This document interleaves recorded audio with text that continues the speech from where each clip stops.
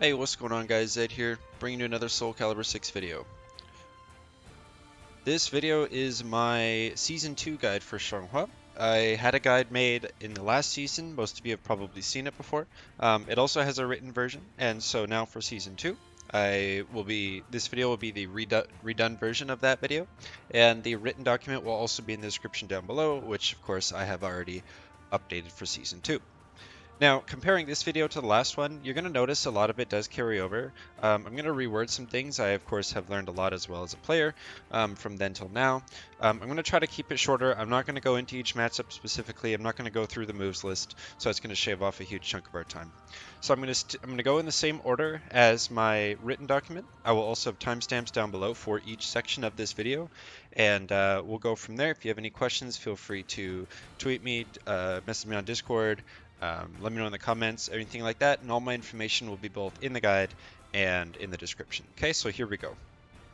So first off, a general overview of what Xianghua is and what her style is. So generally speaking, she's very much a poke-based mix-up character, and part of her strength in the neutral game and poking in general is her safe launchers and her fast jabs. She's also incredibly difficult to whiff punish and has many options that lead into full combo, which does kind of open up more conditioning and mind games compared to some of the other characters in this game.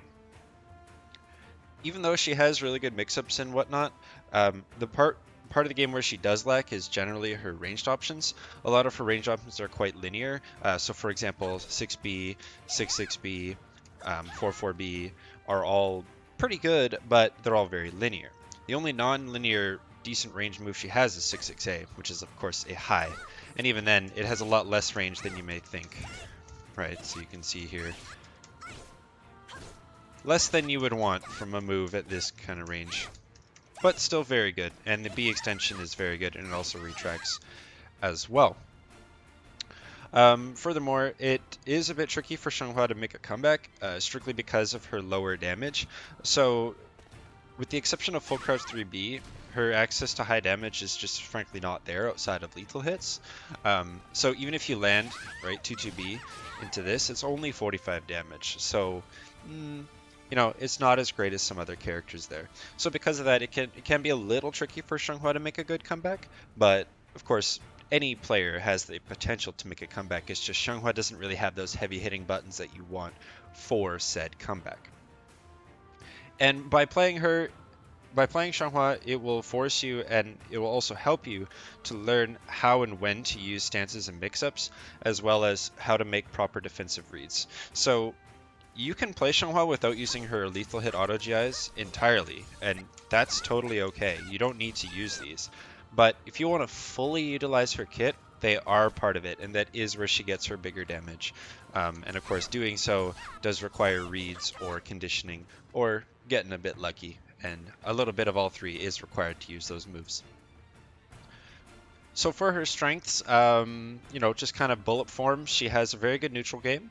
She has very solid mix-ups. Her launchers are the ones you want to use for the most part are all safe with the sole exception of 22A plus B. I'm an advocate for this move. A lot of players don't like it as much as I do, but I do think it's very good and worth exploring, but it is punishable. Xianghua is difficult to punish on whiff. She has an I-10, and that is her 5A or 5AA. And she has an I-12 CE, so it's arguably one of the best in the game. Her crouching throws are very unique. They are 10 frames, whereas the other crouch grabs in this game, I believe, are 12 or 14. I can't remember now. So hers are actually the fastest, and that leads to some interesting frame trap situations. Her outplay potential is there. Now that's different than comeback potential. Comeback meaning, you know, I'm at low life, they're at a heavy life lead, and I have to bring them back down. Outplay potential means she has all the tools in the world to just really not take any damage, or to just really defeat the opponent mentally. So things like the lethal hits, her evasive buttons, you know, her tech ducks and tech jumps are pretty good. And she can play a very basic frame game. Like, you can play Xianghua in a very annoying fashion, and that is very effective as well. And then lastly, I think that her Oki is top 3 in the game. It's arguable, but I don't. Even if you wanted to argue that point, I wouldn't put her any lower than top 5 Oki. If you did, I don't think you understand why her Oki's enemy game is so strong. So Hiroki game, and if you're new here, what that means is the situation in which the opponent is in a grounded state. So for example, if I just do a combo like this, so right after that 53 damage, that's considered Oki, meaning the opponent is on the ground and I am at advantage. The game is still my turn. I can do whatever I want, right? Or this is Oki. Or this is Oki, right? That's kind of what Oki means. The opponent is essentially at your whim, and you can do as you will. And I think Xianghua's is top 3 in the game. If you want to argue with me, top 5. Now for weaknesses, like I said, a bit tricky to make a comeback. Her grab range is very low. Now, I know she's not the only one with really stubby arms, but it does kind of affect her more than some of the other characters, simply because there are times where you go for a 5AA transition into throw, and against some characters it just whiffs, or at some ranges it just whiffs. And this is just one example, but there are others. Or, for example, like this is not even an option at this range. See that? So, her grab range isn't great, but it's okay. She does have a backwards command throw, which is solid, leads to Gadoki, and regenerates guard gauge. Her fast pokes are also a bit stubby. So 5AA, and I don't necessarily want it to be further reaching. I'm just saying it's quite stubby. Or her K6, right?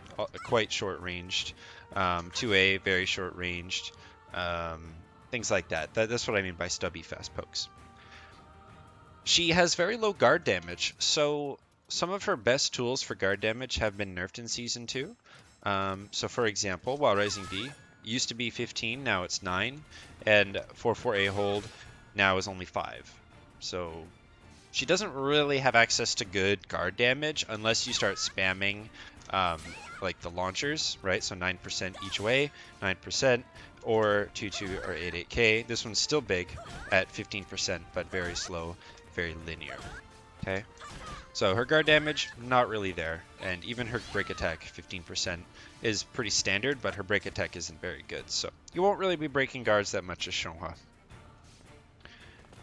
She's very vulnerable to box stepping and backstepping. So box stepping refers to backstep sidestep, like this, right? In some facet or another. You may want to do it faster or slower depending on the situation. The reason why is you can backstep the stubby horizontals and then sidestep her linear verticals in time. And that's one of Xianghua's biggest weaknesses. And then what I mean by backstepping is exactly what it sounds like, just walking backwards. She's very vulnerable to this as well, and then you can come back in for a retaliatory poke or punish. Okay. And last, for weaknesses, she doesn't have a fast Hori mid attack to contest tech ducky moves. So she has, 2-2A or 8-8A. She has AK and she has 4-4A. These are in Wild Rising A. These are her, top horizontal mids. But none of them are quick, right? You don't have a more traditional 3A like most of the characters. Xianghua's 3A is a low as opposed to a mid, whereas a lot of characters do have a either 16 to 18 frame Hori mid. Xianghua does not, and that's the biggest weakness there, because it allows the opponent to sidestep quite a bit, or backstep quite a bit, or use tech crouches, right, like this or this. And then they would be able to just contest Xianghua up close. So that's why, as a Xianghua player, I usually suggest going for some form of offense that uses a lot of single tap moves. This is so that you aren't opening yourself up to getting accidentally sidestepped or ducked. So for punishment, Xianghua's punishment, she actually has a punish for almost every punishable move in the game, barring specific characters in specific frames, obviously. So for her I-10 punishment, we have 5AA. And 1 or 2 A plus G, that just refers to the backwards version or the forwards version. These are both I-10 punishes. For I-12, she has 4B, 2A, critical edge, and Wild Rising K. Those are her I-12 punishes. For I-14, she has 5BB, K6, and 6A. Those are her 14 frame punishes. For 16, she's got 6KA or 6KA plus B, same move, different input. Her soul attack, as with most, and Wild Rising B. These are her I-16 punishments. And for I-18 punishment, she has 3B and full crouch 3B. Now these moves are an odd frame. Not sure why that is, but you can't use this as a 16 frame punish, but it is 1 frame faster than 18 frame moves, therefore it's 17 frames. It gets very tricky, so we're not going to get into that, but that's just how the math works out. Okay, so those are Xianghua's punishment options. So Xianghua has many stance transitions and a ton into her silent Xiaoshang, or SC6 for short. And all of them become guard impact, have an auto GI associated with it when in soul charge. So if I go into soul charge and I use 5AA, go into stance, you'll see that it's a guard impact. And that GIs basically everything, and it leaves you at, I believe it's plus 12 or plus 10. Either way, you do get extensions and follow-ups after that. Okay. Now all of the transitions that go into SC6 are the following. You have 5AA hold, so it looks like this. Right? And I would consider this a good transition. Now, for all the transitions, I'm going to either say it's good, it's average, or it's bad. I'm not going to get too much into why, but I'll try to give one example why.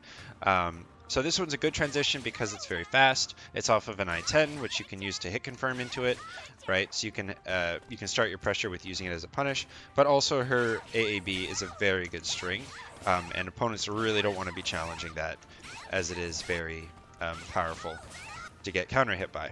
Okay. 5AK hold, so it looks like this, or A slide K, right, to be more appropriate. This is a good transition because on hit it's 0, meaning that any move from stance is the exact frame data it should be, and that is pretty solid. 4A, this is a bad transition because of how slow it is, and the fact that the high, you look to duck the high anyway as it is, so it's not very good. You can just 2A here, and you'll be fine. So not a good transition. 5 triple B, bad transition, simply because 5 triple B and anything after 5 BB is just bad. The only time really you're ever going to see play here is if they're near the wall and you go for BBK, because on counter hit it does wall splat. This is the only time really that I ever use the BB extensions, right? So aside from that, not much of a reason to go for it. So bad transition in general, more because the extension is bad, not the transition itself. Okay. Wall Rising A is a good transition. It's a very good transition because Wall Rising A base leaves you at full crouch, which is very good. AA is also a very good string. Look how much damage that does, right? Very good. And the A hold is also a 0 on hit transition. So it's very good. Wall Rising K, it's okay. It's an average transition. The reason I say average is because you have to really get them to respect the Wall Rising KB in order for them to respect the Wall Rising K transition. Now, if you do get them to that point, then it's good. So it's average. So that's why, like, it's bad if you don't condition with this. It's good if you do condition with it. Therefore, or it's good raw. Therefore, you know, the sum of the total is it's average. It's good in one situation, it's bad in another, therefore it's average. 5B plus K hold, which is this. It's not good. There's no reason really to use this outside of a read. It does tech crouch super fast, and it does tech crouch the entire way. But if you're going to use this, I wouldn't really recommend going into stance. Necessarily. There is a reason for this. If you get the opponent respecting you a lot in neutral, then you could go something like just kidding into Pxs mix because they're respecting you, right? So that is one way to do it. The 2B plus K hold transition is not good because the move is not good, and really you don't want to be using this, right? It's just not good. And that's more because the move's not good. Full crouch 3A hold is stupid good. It's very good. So this on hit is 0 frames, and the raw move is 0 on hit, as is the transition. So the reason why this is dumb is because this move is already dumb. Because if they want to challenge the high options, like B, this is the B, or the A, they have to duck or tech crouch to do so. If they do that, because this is 0 on hit, we can go for crouch throw and beat them. We can beat their 2A with this, which is what makes it super dumb. So this transition is godlike, and it is a welcome addition to Xianghua in Season 2. Very, very good. Full cards 3B K, full cards 3B plus K hold. Again, only a bad transition because the move is bad. Takes way too long. Because against this move, they should be using a jump attack anyway, and in doing so, they'll end up hitting you. So not good. Moving on, 6/6 ABA hold, so it looks like this, and 6/6 ABB hold, same thing, just different animation. They're both awful. Takes way too long to get into it. 6/6B hold, it's a good transition in Season 2. In Season 1, it was awful, but in Season 2, 6/6B has become a much better move, because now you can't step in the middle of BB. You used to be able to step this. So now it opens up the door to this, raw, or this. So there is a place for this transition. It is good. It does require a bit of conditioning and reading what your opponent does in response to 6/6B, but if you can establish that mental game, it does have a place. 6/6A plus B hold, I mean, it is what it is. It's used in combos mostly, but I have cheesed out a few rounds with it before because a lot of players just expect the third hit for whatever reason. So it does do a lot of damage, actually, if they do get hit by it. But sometimes this transition can be good. If you happen to use this into an RE, you do have time to go into stance and then slap them with the lethal hit. So that's pretty good, I guess. Pxs A hold. So this one would be from the low stance, right? This is just one of the ways to get into it, by the way. We'll get to that, though. So from here, you can use A hold. Right? And that puts you into stance. This is not very good. It's average, I guess. But the reason why it's not very good is because it's -2. And so that means that any move you do out of the stance is 2 frames slower. So it has a place, but it's not great. But for now, I think it's average. My mind might change on that later, but I've had it work to decent success.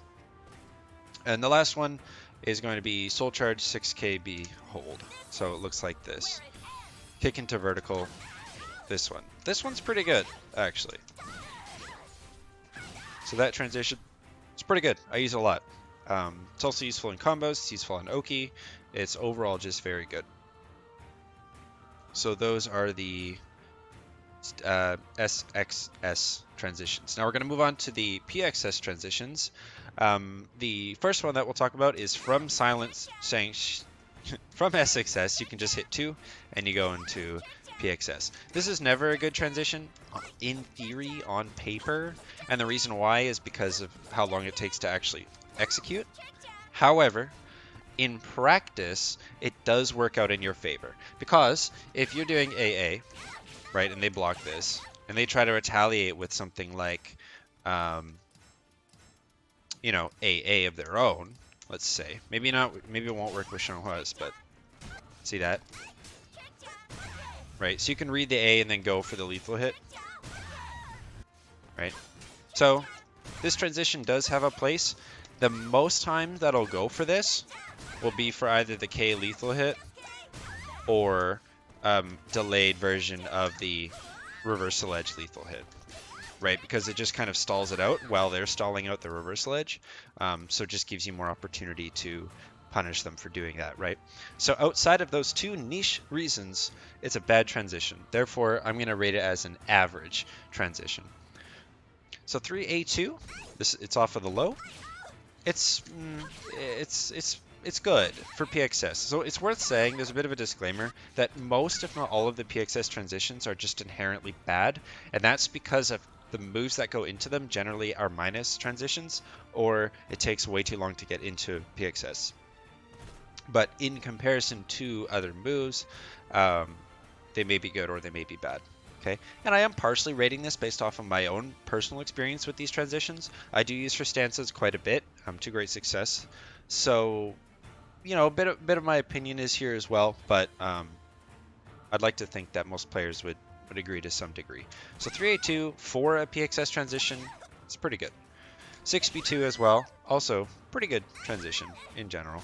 Again, you can be interrupted out of both of these, but the point is that for Pxs, they're pretty good. Full crouch 3K B2, which is this one. It's pretty much the same as A plus B2, but you know, with a bit of a kick before it. So both of these I consider these actually different ratings. So this one is a bad transition, and because this move on its own is quite minus on block. So putting yourself at further risk by going into this is just not good. Plus the fact that if you ever see this break attack, they just have to duck high. So they can just challenge with a tech crouching move and swat you out of it anyway. So it's not that good.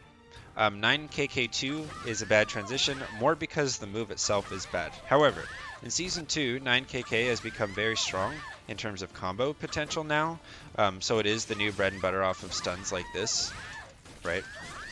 But we're talking from a neutral standpoint here, right? So this transition in combos is fantastic. It's almost necessary, but in neutral, it's not a good move, therefore it's not a good transition, okay?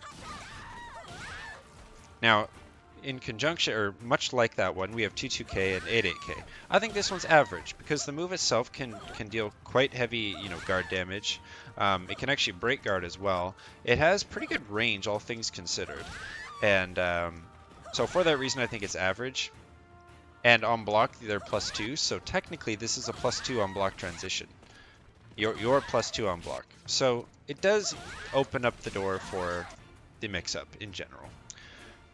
And lastly, the A plus B2, which I've already briefly shown. This can also be done from BHH, which we'll get into, right? So this one's not bad. I actually use this one a lot more than I probably should, because the cool thing with Pxs is that it's almost like a super tech deck. So a lot of horizontal mids won't actually hit you. So the opponent is almost relegated to using a low, which by the way you can still sometimes duck, fun fact, or they're relegated to using a vertical mid. Generally that is in the form of a launcher or something weak like 5B, right? So part of what I like about this transition is you can read that out, and by the time they've reacted, you're sidestepping with the A plus B. Now you do have to commit to the A plus B. You can't be using A plus B6 because the sidestep and invuln frames are different on these moves, right? But the point is, I quite like this also as a neutral read because a lot of neutral moves characters will use, or zoning moves rather, excuse me, are horizontal mids or high horizontals, and this will duck under both of those things. So, for example, Ivy, Astaroth, Nightmare, Siegfried, Sung Mina, right? All those characters, this is one of my favorite moves because it gets in under 90% of their stuff. There are exceptions, for example, Ivy B6, the Siegfried A slide B, Mina 6B, actually no, you duck under that one too, Mina 22B rather, and Astaroth 11B. All those that one move for each of those four characters does still swat you out, but it's still really fast, and especially if you aren't spamming it and you're using good sidestep movement, every so often you can just kind of, right? And I tend to let the lightning rock because it really makes them like flinch, and you can cancel even post lightning, and it adds a heck of a lot more range, right? So like from here I could reach the Xianghua, specifically going into Pxs AA too, right? So that is the one application of this transition, and that's why it is, for me personally, my favorite Pxs transition, outside of combos, of course. And that does it for the Pxs transitions, actually. So next up, I won't spend too long on these because I think they're kind of useless. So the Bhh, I probably butchered it, but the Bhh Transitions, which is this one, it does GI horizontal attacks. I think that the stance is just absolutely awful, but there are niche reasons to go for it, specifically when you call out 2A. So if you try to do, like, say, 6B2 B plus K, right, this will beat out any kind of 2A that the opponent goes for it, and then you can go for your lethal hit. Okay, but that is the heaviest of heavy reads, and it can just be beaten with RI anyway. That's Resist Impact, new mechanic in Season 2. So I really don't like this transition, especially in Season 2. I think that everything out of this stance is garbage, with the sole exception of one of the transitions, and we'll get to that. Okay, so first up, I've got full crouch 3AA hold. Oh, sorry, which is this one. Come on. There we go. This is not great because this means that the opponent has to block the high before it works. Because if they duck the high, they're going to swat you down anyway. So full crouch 3AA hold is only good if the opponent doesn't crouch the A. So there are instances where it's good, there are instances where it's useless, therefore I'm considering it an average transition. Okay. Next up would be 6K A hold or A plus B hold, same move, different direction, at least grounded. I think this transition is bad, much for the same reasons of full crouch 3AA. The difference between these two is at the very least full crouch 3A has a reason for you not to just mindlessly block low, whereas that is not the case for 6K A plus B. There is nothing else here. And you can't go this into crouch throw even on block because you'll notice that you don't have the range to do that, right? If you use it at a decent range, you're just gonna whiff. So they shouldn't be just instantly ducking. They can react to you doing something and duck accordingly. So that transition is not good, even though animation-wise it is the same thing. 2-2 B plus K, I think this sucks because the only time you'd use this would be kind of in neutral, or if you're up close and reading a horizontal. If you're gonna use this and you're willing to put yourself out there, use this or this. They both GI horizontals, and they're both significantly better than this, with less risk involved. So I think this is awful, just going to this stance raw. And then, like I said, so from PXS you can B plus K, or SXS you can B plus K. Again, niche reasons, but there is a reason. The only other one I'll mention is that in combo, if you do 6K A hold, then it's okay. It's okay. And I say with the disclaimer, it's only okay near the wall or ring edge, because then they're close enough that you can get the kick or the reversal edge to like finish off the round. Whereas if they're not near the wall or edge, they can just back tech out of the stance entirely, and that's where you start running into problems, right? So if I go for the kicks here, oh, didn't tech, okay. Well, if you go for the kicks there, they can tech backwards, or if you go for the reversal edge, they'll tech backwards, and you'll just whiff, so that's not good. And lastly, for transitions, we have the retreating BHH, or at least laughing BHH, or whatever it's called. And it GIs verticals. So that's this one. Basically. It's the same kind of, a different move, or a different animation, but this is the GI that you're getting, essentially. So you get 5AAB4. It looks like this. This one, it's okay. It's not bad. Because AAB is minus 14, and some characters can't actually punish it because of range, for example, Talim. So if Talim wants to reach us, she's going to have to use a thrusting vertical, for example, 6-6B. If she goes to do that, we get this and we get a free GI, right? So this is pretty good. It's not bad. I have it down as an average transition. 6B4, I think this one sucks because raw 6B is not punishable. So, you know, there's no reason to go for this unless you whiff, and even then it's still not great because you might as well just commit to the PXS and try to swat them down. So I think this transition kind of blows. 6-6B4 is not bad. It's not bad because again 6-6BB actually has merit now, so this move will see some play. However, again, only really useful on whiff. So if they sidestep this, you can not get launch punish, but at the same time the opponent can just read that and wait half a frame or two. That's an exaggeration, but you get the idea. So those are all kind of meh, but the next two are still decent. So 6-6BB4. I like this one because, again, on whiff, but also because on hit, it kind of resets neutral. So, like 6-6BB on hit, you're not really at a great range, especially if you do more tipper stuff, right? This isn't a very strong range for Xianghua because 5B whiffs, and then what we were about here. 5A whiffs, 6K reaches, but that's kind of it. 4B whiffs, 1A whiffs. Like a lot of these different buttons will whiff, right? So what I like about 66BB4 is on hit, it kind of puts her in a situation where, oh, I just got the life lead. I can, you know, rethink what I want to do, right? So for that reason, I actually think this is a pretty good transition. And last up, we have 44B4. I think this is a good transition simply because this is a launch punishable move. So if the opponent goes for that immediately, they will get GI'd. So they will have to delay their launcher quite a bit. They may delay it too much or too little, and you might get away with it for free.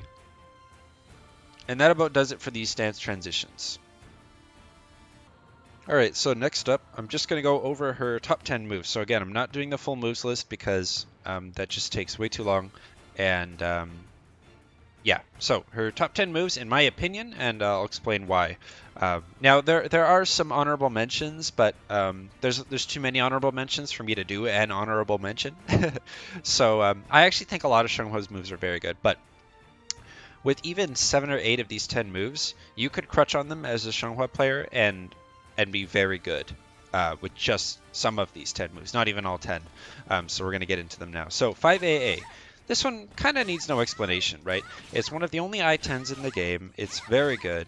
It has good extensions, right? So on counter hit, right? So if you catch them stepping, it's a free 37 damage. It's really good. That's very good.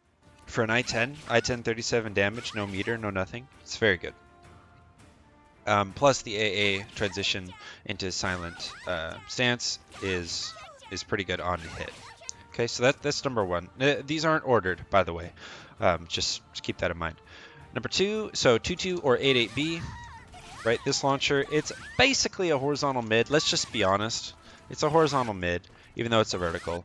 What makes this move so good is it is quite evasive, and to make it even better, so that way you don't accidentally step into the opponent again, right? See how she kind of moves up then back down, up then back down.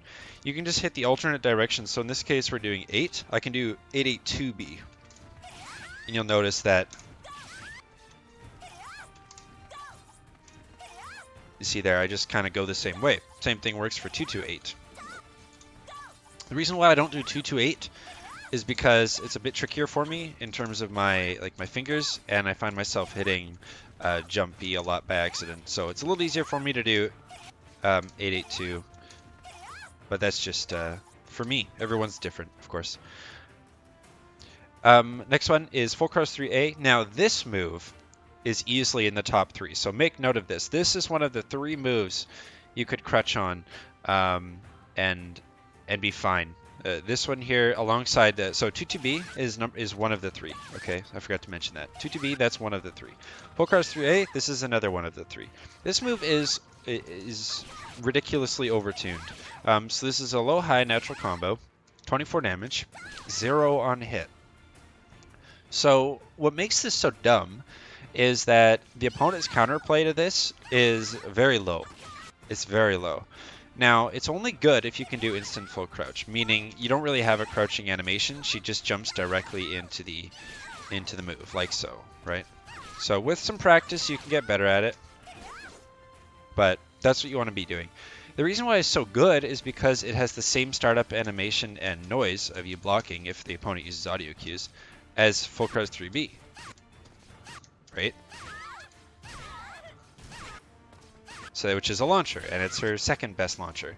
So, you know, the opponent has to decide what they want to do. Do they want to risk going into 53 damage combo into Oki, or do they want to risk the 24 damage over and over and over and over? So it's up to them.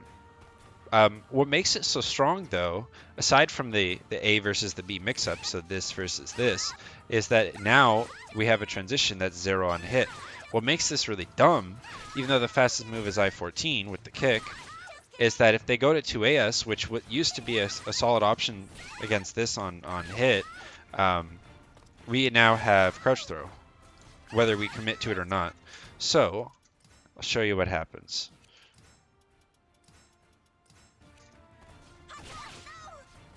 Okay, well, she didn't do it right. Well, basically what happens is if the opponent goes to 2A this, because it's an I-12 tech duck, You know, they're going to beat out our 5AA and our 4B, right? Now, Xianghua doesn't really have a fast Hori mid, so they're going to beat out any Hori mid that we have as well, because it's an I-12. So the only thing we can do to beat an opponent's I-12, if we want to beat it, as opposed to just block it, after this on hit, is to crouch throw, or use one of the lethal hits, or to 2A ourselves, in which case we will clash. Okay? Now, though, you can commit to the stance and still get the crouch throw at I-10, and you're golden. You're golden. And if you really wanted to, you could do this too, if you wanted to go into that stance as well. But as I said earlier in this guide, I don't really think it's that good. So anyway, full crouch 3A, again, the second of the 3 moves you can crouch on and win as Xianghua. The third one is, you guessed it, full crouch 3B. So, you know, you could arguably put these two together. And if you did that, the other button that I would add into the mix here would be 6-6. Pardon me, 6-6B. This move's really good too, but we'll get there. We'll get there. So full crouch 3B, it's a safe launcher from full crouch, and it leads to her highest damaging combos without wall and without lethal hit. So that's really good too. It also sets up her best Oki game, which is this. And if this hits, that's 53 damage plus 57 damage. That's 110 damage, no bar, off of a safe launcher, right? That's crazy. That's crazy. So this move is dumb. It has really good tracking too. The reason why is not because of the move itself. It's because when you go into a full crouch state, and especially it's because we're blocking. When you block into crouch, this counts as almost like realigning with the opponent. Siegfried has the same thing with his Wall Rising B. So if he goes for his Wall Rising B, it somewhat realigns. That's just one example. There are others. But Xianghua's full crouch 3B is definitely the greatest defender for this. And so it will track people stepping quite easily. 6-6A is another great move. It's a great approach button. The extensions are pretty decent. I only really ever go for 6-6AB since it's totally safe. You can't step halfway through. However, you can GI if the first one whiffs. The A follow-up I like a bit better than the B follow-up because the B follow-up is slower. It's a low. It does, you know, kind of garbage damage, and it's unsafe on block. Whereas this is safe. It's a Hori mid. It's a tech jump, and it can catch people sleeping. And 32 damage by itself is really good. In theory, if this whole thing hits, that's you know, 62 damage right there, and you could even convert it into a wall combo. Right, so if in theory they got hit by all of this, again, into Oki mix-up, that's 96 plus 57. You can see we just did over 70% of their life. Right, so that, I mean, that's theoretical, but you get the idea, right? So I think the 6-6-ABA is much better than the 6-6-ABB, but if anything, 6-6-A is super good, and 6-6-AB would also be very good. Next up, we've got 6-6B. I already talked about this one a little bit. So 6-6BB is good. 6-6B is good. BB hold is good, and B hold is good. All of them are pretty good. This move is finally legit now, and I'm a huge fan. Next one, some people may argue with me on this one. I think that 5AK is very good. I think it's one of Xianghua's more slept-on attacks. The reason why I think this is it's totally safe. It's a tech crouch into a tech jump, so it starts as a crouch and it finishes as a jump.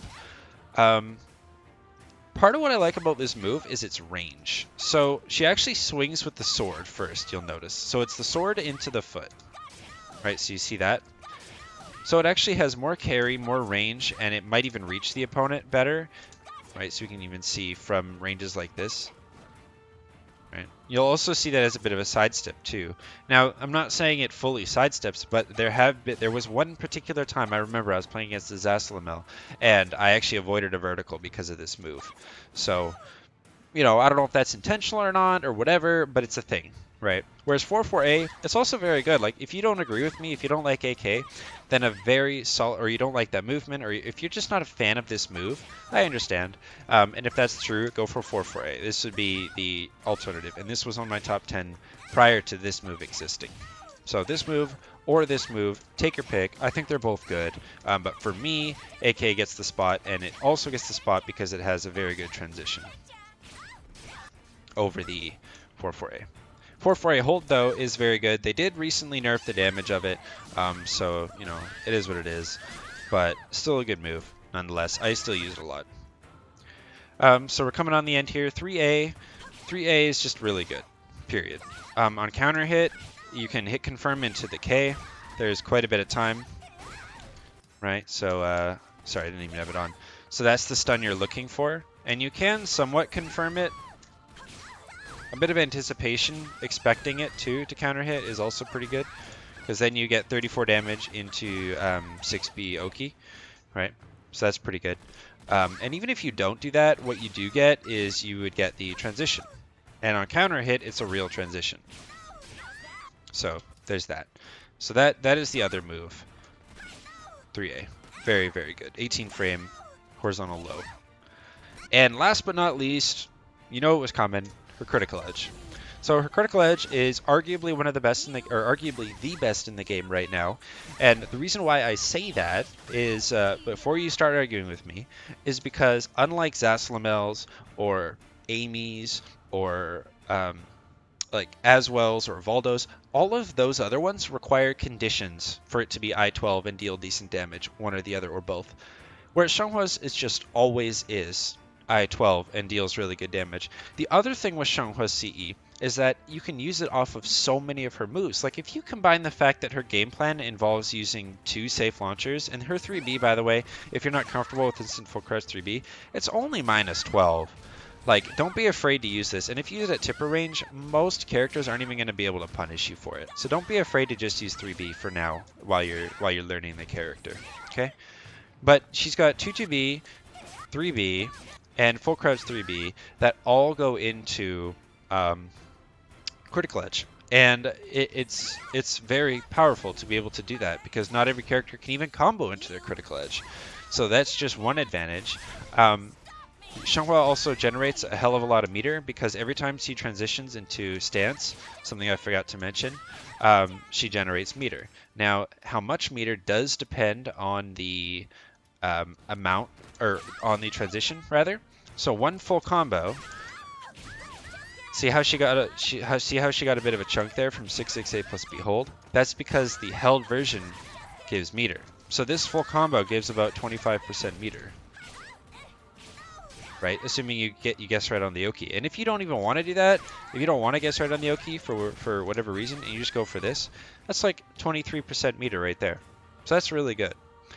So that's why her CE is super good. It's an I-12 punish. You can't be -12 against Xianghua with meter, or you're gonna get CE'd. Like it is that simple. Whereas someone like Amy, she has to get roses to make it I-12, and for it to deal any real damage, she has to get the other color of the rose. And then even so, it's actually stubbier than Xianghua's, which is saying something, because Xianghua's is it's not very far-reaching. Mitsurugi used to have I-12 CE, which I would have said would be the best CE in the game. However, in Season 2, it got nerfed to I-14, so it's still very good, but they toned it down. So now, arguably, Xianghua has the best CE in the game because of its versatility, its application, or its applicability rather, and the amount of meter that she as a character can generate. Whereas Aswell has to be in Sword, and even then, they slowed it down, I think, by a frame or something. And then Valdo has to be blind stance, and then, you know, and so on, so on, so on, right? So Xianghua just right out of the gate, I-12 CE, it's super good. And those are my top 10 and a bit moves for Xianghua. So we're going to get into our offensive game plan a little bit. I'm going to try to just get through this kind of briefly, because, you know, I don't want to digress too much into frames and neutral game and all that. That's what my YouTube channel's for. Like, subscribe, by the way. So one of Xianghua's greatest strengths is her mix-up game. And as we already touched on, the mix-up I'm referring to in the neutral or offensive game plan is full crouch 3A and full crouch 3B. These two moves together open up a heck of a lot of opportunity for her. But she does have other ones, such as the crouch throw game, as well as the Pxs stance in general. These are all situations in which Xianghua gets a mix-up opportunity. But as we were saying, be careful about the stance transitions in neutral, since almost all of them are unsafe, or you can just be swatted out with something like a jumping attack or 2A depending on the character. In general, what I recommend to you is if you want to play Xianghua offensively, your game plan should be something in the realm of digging for launchers and conditioning with the low. Full cross 3A or 3A are great options. And the reason why you want to dig for these, or dig for the launchers rather, is because she now doesn't really have guard damage as a game plan. In Season 1, you could kind of get away with pressuring the guard damage, but it wasn't great. But now it's not even in the conversation. As well as her crouch throw, or her regular throw game isn't very good. And the reason why is because of how stubby she is. Something like 2A pushes you out of throw range. Now, I know that's pretty standard, but there are some characters where that's not the case. Okay? Or something like 4B can't throw. Right, so she's never in range to throw after a poke on hit, which is a strength that some characters have. Xianghua is not one of them. So that is something to keep in mind. Because she has lower damage output, no one in the game truly has low damage, but she has lower damage output. It's important for you as a Xianghua player to get an early life lead. Personally, I recommend not trying to take too many risks early and take every punish you can get, even if it's just 5AA or 4B. What I like about 4B as a punish is its range. So for an I-12, it's one of the farthest reaching ones, but it also, you'll notice, it also kind of moves the opponent with you, as well as the extensions are pretty decent.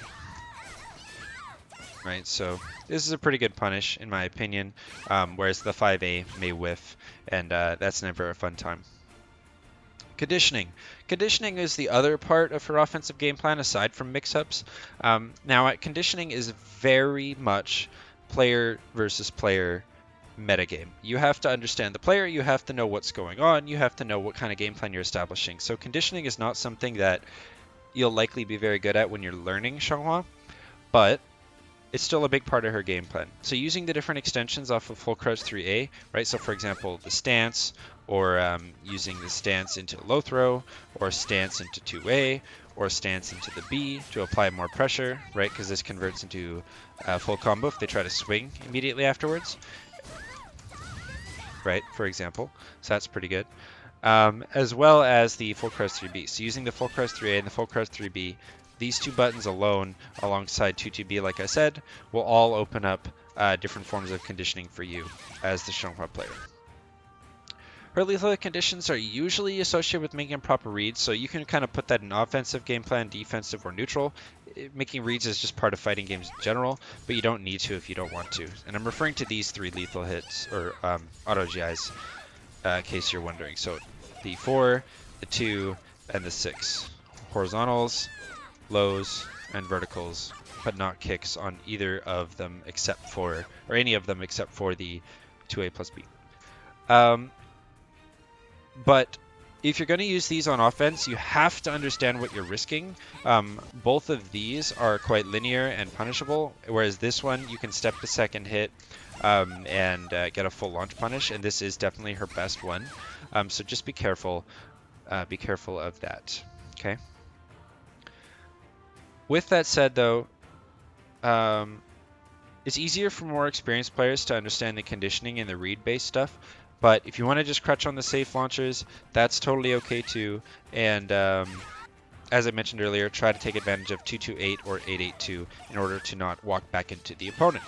And that, in conjunction with some of her stance cancels, kind of makes up her offensive game plan. You don't need the stances to play Xianghua on offense.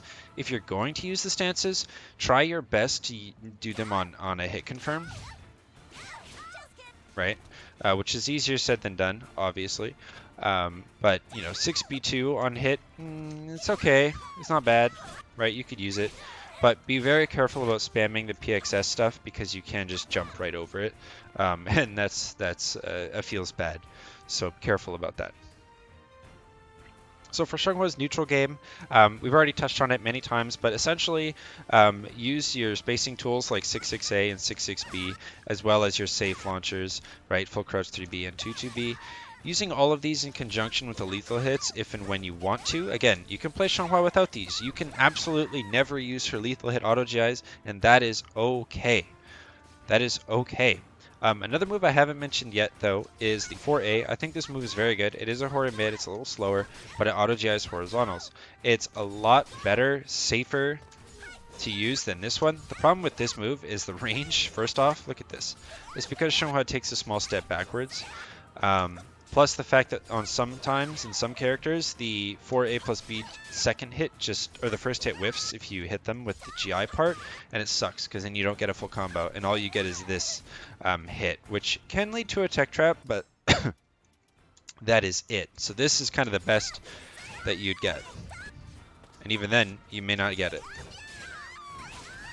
like that, right? So I'd be careful with this one. This is the one I use the least. If I'm reading a horizontal, I always just go for this. I don't want to take the risk, but you do you. If you don't like this, go for this. If you don't like this, go for this. It's totally up to you. Okay. But again, she has a punish for everything. So part of Xianghua's game plan in neutral is the fact that she can just punish everything, and she herself is incredibly hard to punish. So don't be afraid to just toss buttons out there for fun. Again, preferably sticking to full crouch 3B or 2-2B in neutral, but 6-6B or 6-6BB has now become part of the game plan as well. Okay, so in neutral, work your way in, as you are a bit of a shorter range character, but if you want to play that mid-range, 4A is great, 6-6B and 6-6A. These are going to be the 3 buttons that you use at range. Okay? Great tools. Don't be afraid of them. And of course, full crouch 3B. So her defensive game plan, again, very similar to things we've already talked about. The lethal hits, making reads and stuff. Going for punishes because you have an I-10 and you have an I-12 CE. Don't be afraid to use your meter for an I-12 punish. It is generally worth the meter. Because as Xianghua against a good player, you don't really have many opportunities to use the meter. So take what you can and give nothing back. Right? Personally, I think her soul charge is a little bit on the weaker side. I use it, and I know how to use it, but not a lot of players are very effective with it. So I try not to use it as a get off me button, but sometimes you just have to, right? So don't be afraid to use soul charge as just a push block, if anything. So if you played other fighters, if you haven't played other fighters, excuse me, what that means is it's a way to literally shove the opponent away and say, whoa man, get off of me, let's reset neutral. That's kind of what soul charge can do for you. Just don't fall into the habit of once you're in soul charge feeling like you have to use soul charge attacks. That's probably the biggest pitfall of, honestly, players at every level, including myself. We feel this need to use the soul charge attacks because we're in soul charge, but you really don't have to. You really don't have to. Just using it as a push block, sometimes that 1 meter you spent to shove the opponent away can literally be the difference between winning or losing the game. So do keep that in mind and don't feel like you have to use the soul charge moves, okay? Furthermore, on defense, don't be afraid to challenge with your faster buttons. So 5A is I-10, your crouch throw is I-10, and 2A is just a pretty good universal button in general at I-12. So challenging with these moves are quite good. The last thing on defense that I want to address is Gui, or Crybaby. So when you're grounded A plus B, this move, it doesn't look like much. It kind of looks like a meme. But the truth is, it's actually very, very powerful. If you get hit by the first frame of this, it is minus 30 on block and minus 20 on hit, which sounds awful. However, if you get hit by one of the later frames, so later in her animation, she can be upwards of like, I believe like minus 5 on hit. And then the Xianghua on hit, she can just get up and respond accordingly. Right, so this move is actually very good. The only pitfall of Crybaby is that sometimes the hitbox can screw you over. And so sometimes you clearly will be hitting them with a part of your character model, but it won't be actually hitting them, which can be kind of crappy, especially if you're like sideways, right? So that sucks, but it happens. So just keep that in mind. But this move, do not underrate it. This can literally delete some characters' Oki games. For example, Ivy or Aswell or Siegfried. All 3 of those characters have very good Oki games, and Crybaby can actually delete all 3 of them for the most part. They obviously have counterplay, right? I'm not saying it's free, but it does force the opponent to back up or respect you. So maybe you hit them with Crybaby once, and then you do it again, right, on the next combo. The third time they get you in an Oki situation, they're probably going to back up and look to punish. And when you get to that point, that's when you either tech up and backwards, or you just roll and get up, right? And so now you're up for free. So Crybaby, to some degree, forces the opponent to respect you, even though they're in the advantageous position in an Oki situation. Now, I know that's a lot, especially if this is the first time you're looking at this character or this concept, but to re-summarize that for you, using this forces the opponent to screw off, essentially. Okay, so this is the screw off button. Let me get off the floor. So if you're tired of being stuck on the floor, this move will save you. Okay, so that's what Crybaby does, essentially. And that pretty much sums up most of her defense. One last thing, I know I said last thing was the last thing, but this is the last thing, is Xianghua has actually quite a few evasive moves, so tech jumps and tech crouches. One of her best tech jumps is 9K. This move is very good. It's very fast at tech jumps on frame 2, so almost immediately, and it's very good, especially on counter hit. It's very, very good. You do also have B slide A, not as good, or 8B plus K. Also not quite as good, but 9K or 9B are very, very good, because 9B, look at that, 32 damage, that's so much. For sidesteps, you can get 1B plus K, which is a sidestep and a tech deck all at the same time. Very awkward move, awkward range too, can easily whiff because she actually backsteps slightly. So it's a sidestep, tech, crouching, backstepping move all in one. So it's only really good up close or if the opponent is using an approaching attack, but it is very, very underrated and very good at the same time. It's very powerful against characters like Maxi, Nightmare, Siegfried, Talum even. Very, very good. 1B is kind of the same thing, but it goes the other way. Not nearly as good because you can still get hit out of the sidestep and this sword poke actually whiffs. Look at that. The range is awful. It's almost like she pokes the sword further to the left on purpose to avoid you.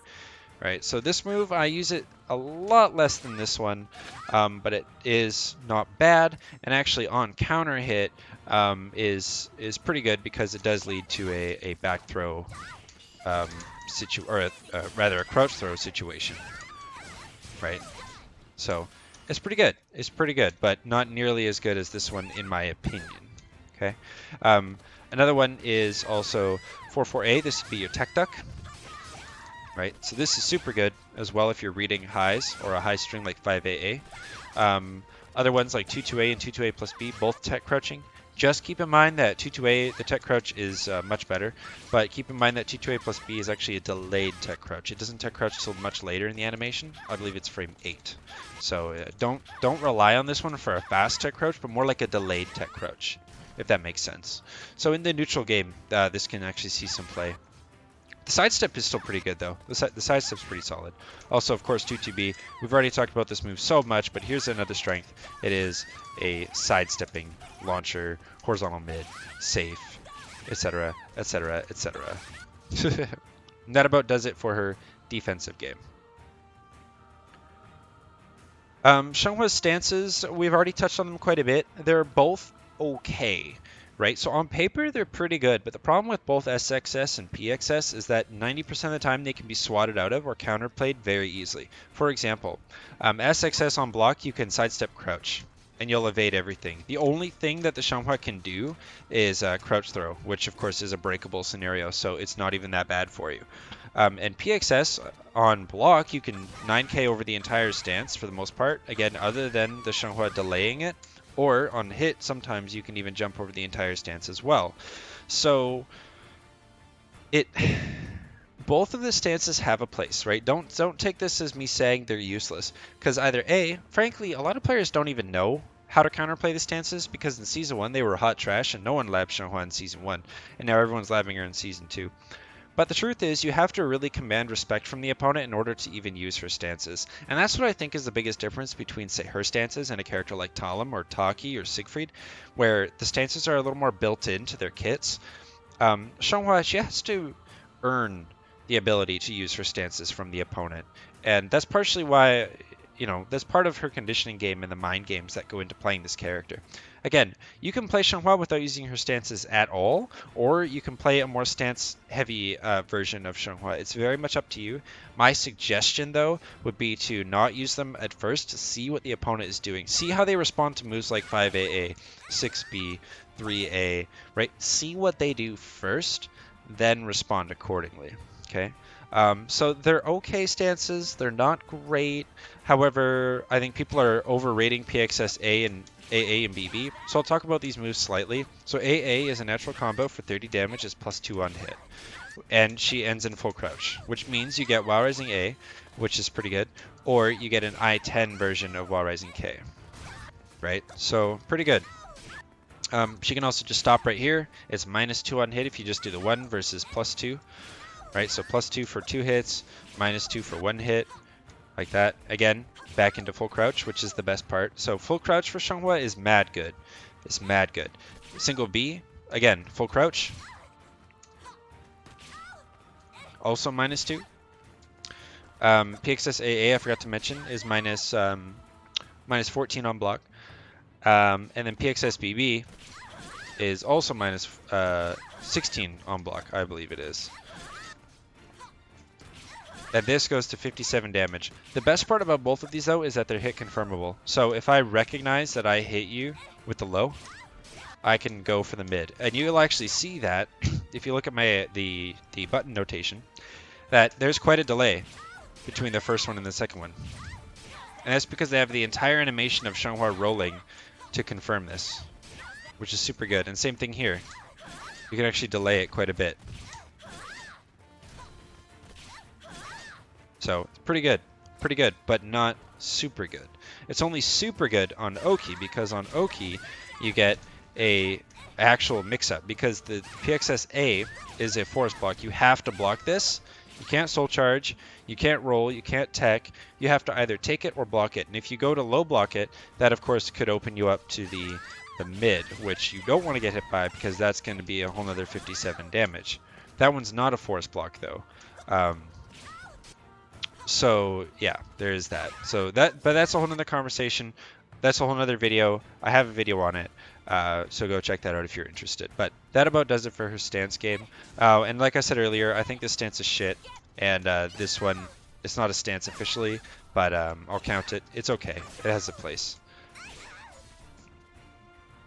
Moving on to Shanghai Matchups. I'm not going to go through all the matchups here because that just take way too long. I have lots of content on my YouTube, and I'll be having more come out all the time about Xianghua. So if you want to check out more about the matchups, that's what my YouTube's all about. Or you can just ask me in the comments below, and we can have a bit of a discussion about a particular matchup between you and me. Okay. So matchups. I truly believe that Xianghua is a 5-5 character, meaning that every matchup is even, ±1. So that's the caveat. So ±1, meaning at worst, for all characters except for one, which I'll get to. At worst, I think that all characters are either a 6-4, or pardon me, at worst, I think her bad matchups are 4-6, and her best matchups are 6-4. Majority of them are 5-5, give or take, 1 or maybe half a point. However, I think her worst matchup in the game, especially now in Season 2, is Ivy, and that I think is a 3.5 to 6.5 in the Ivy's favor. This does not mean that, the Ivy just dumpsters Xianghua. That's not true. But if the Ivy is patient and slow and plays a lame game, Xianghua really can't do much, and it has to do with the way that her moves work and how they track and her up-close options, etc., etc. So again, I'm not going to get into it here, but I do think Ivy is her worst matchup. 6-4 or 4-6, I don't think is fair because the other matchups that I think are 4-6, I think are better for Xianghua than Ivy. Therefore, I think Ivy is slightly worse at 3.5 to 6.5. All that number means, by the way, is within a 10-game set, the Ivy would win 6.5 times, and the Xianghua would win 3.5 times, or 4-6, 6-4, 5-5, 3-7. All those numbers mean like a a 4 out of 10 games versus 6 out of 10 games, or a 40% win rate or a 60% win rate. So that's what all those numbers mean. So I think that the Xianghua Ivy matchup is a 35% win rate for Xianghua and a 65% win rate for Ivy. However, this is Soul Calibur, ladies and gentlemen. It's going to come down to the players, not the characters. The game is stupid balanced, which is awesome. To finish up this video guide, I will just reiterate that again. I have a lot of extra tidbits of info and maybe different ways of saying different things in the written document. I have my personal Discord where you can find all of my Xianghua tech as I post it mostly there as opposed to the Xianghua Discord, which you can also find a link for in my guide. My YouTube, which you're of course already on if you're watching this, has tons of Xianghua content, and I'll have plenty more coming out for Season 2. I've got a bunch of stuff lined up, actually. And yeah, so if you like the kind of stuff I make, there are many ways to support me, and you can also follow me on Twitter as I post things on there as well. But to conclude this video, I love Xianghua. Frankly, I've played her as a main character since Soul Calibur 2. I have dabbled with other characters along the way, but tried and true, Xianghua is my main. Her very flowy or mosquito kind of poke-based damage design is just really awesome for me. I think it's very graceful from an aesthetic standpoint, and I also really like the idea that she's just having a blast while beating your ass, right? She's just laughing and giggling and just kidding and poking you and taunting you, and she is a living embodiment of a troll, and I love it. And I find it's just so amusing to beat players like that. But for me as a player in fighting games, I'm always looking for the best frame data, or the safest character, maybe is more appropriate. I always want to take the least amount of risks possible, and that's what Xianghua can do for you. That's not the only way to play Xianghua. You can play her actually relatively high risk using the auto GIs, but I play her in a very, very annoyingly safe fashion. It is very hard to hit me, it's very hard to punish me, and that is how I play this character. I highly recommend everyone at least looks at Xianghua because it helps you gain a better understanding of reads and conditioning and kind of the player versus player mentality and aspects of Soul Calibur in general. Plus, it does also force you to have good movement as you don't have a huge sword or a big whip or a big spear to challenge at range. So it does force you to learn how to actually play footsies and get in properly. So that's kind of my take on Xianghua. This is the end of my video guide for Xianghua as well in Season 2. I hope you enjoyed it. I hope you learned something. It is designed for beginners, but there are also things in here for players who are maybe a little more experienced, or maybe, they play other characters and looking to get into Xianghua. Again, the written document is down below in the description. Other information is in the description below, and I will see you on the next one. Have a good day.